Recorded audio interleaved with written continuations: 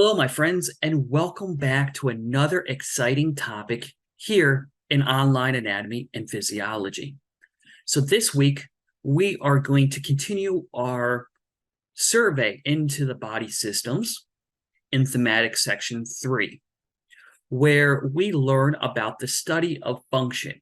The body systems that we encounter in this section all have very specific functions, which help maintain our bodies.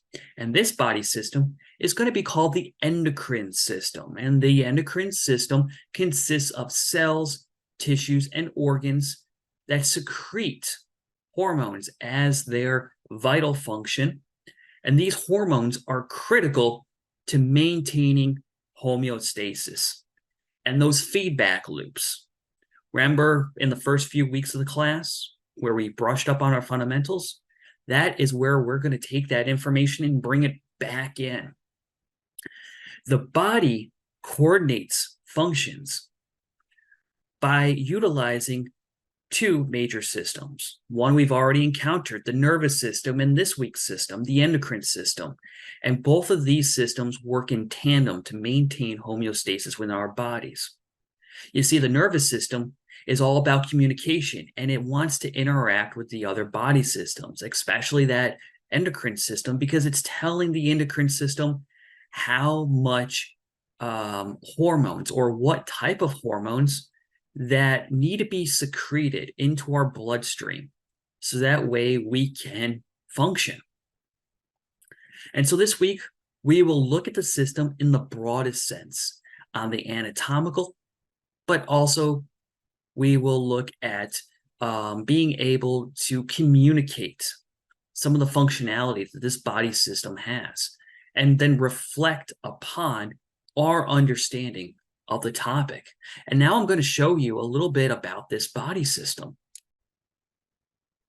So we have our Inner Body Anatomy Explorer website where it has all the different body systems sorted for us, and we're going to be really interested in this endocrine system.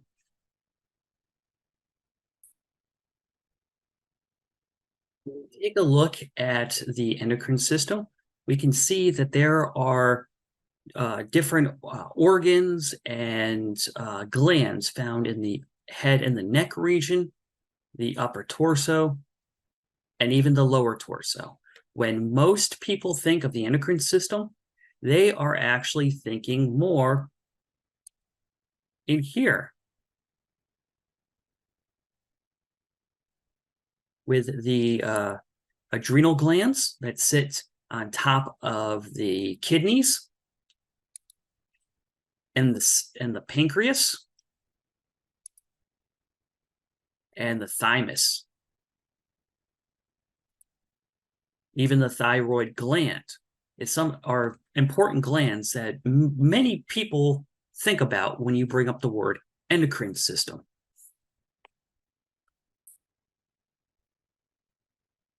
Now, one of the more interesting aspects of this week's lesson is that we will actually be investigating the hormones that are being produced by the glands present in the endocrine system.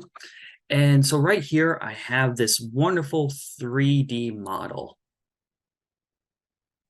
And this is actually a ball and stick model that we utilize in the chemistry courses here, but it's a great way to communicate chemical reactions and interactions, but also the products.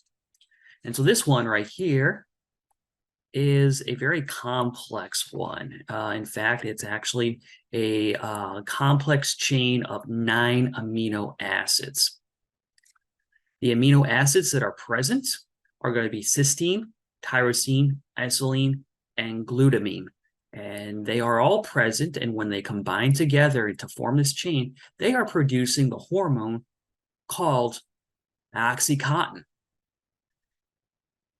And we can even delve deep into the structure here and notice a few colors in this ball and stick model. You got red, which will represent oxygen, blue as in nitrogen, and then whitish gray will represent hydrogen. So this tells us that on the most fundamental, smallest level of the elements, this is it's rather a combination of very basic elements that when packaged together can create a very important hormone such as OxyContin, which helps us regulate our stimuli. And this hormone is actually secreted by the pituitary gland in our brain. And it not just helps us respond to different stimuli, but it regulates a variety of other functions within our body, which makes the endocrine system perfect for us to study in this thematic section. And another part about this assignment is that I've noticed that we have those that want to grow their skill set for their careers. And what better way to do that is we're going to practice some diagnoses dealing with case studies which have the context of the endocrine system coming into play. You will get a scenario, a case study, and you are going to use the clues in that case study with maybe just a little bit of independent research to determine what disorders may be occurring in that individual's endocrine system. And then how do we maybe try to regulate it? How can we work with that endocrine system to be able to be more successful in our scientific communication, a key aspect of this class. You know, you're going to be given a problem, you're going to be given a claim, and then you're going to have to be able to support it with some really good evidence, which can be from the book, from your studies this week, or maybe, again, a little bit of independent research, as long as you provide a citation as a line of evidence on how you collected that. So that way you have a well-supported diagnosis that you can deploy in any conversation dealing with anatomy and physiology in regards to the endocrine system. If you have any questions about the content this week, please reach out. I love talking about anatomy and physiology, and you can reach out to me using email, set up a video chat request, or swing by my office. All right, let's have an excellent week, y'all, and remember to support all your answers with evidence.